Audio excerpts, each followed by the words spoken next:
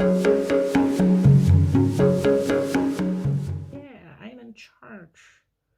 I am 100% in charge of my life.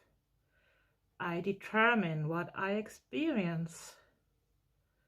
Nobody else does that. Nobody else has that power unless I give it away.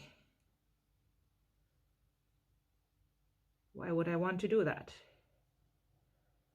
I want to be in charge of my own life, of my own powers. I'm not willing to give my power away to anyone. For what reason?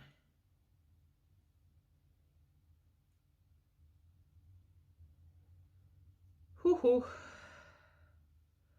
Yeah, I'm thinking of how I got myself into a lot of trouble already in my life by pleasing others for decades, giving away my own power, my happiness. I didn't even know what that was. It was hard to retrieve anything bringing joy to me. Focused on all my human limitations and upset about them.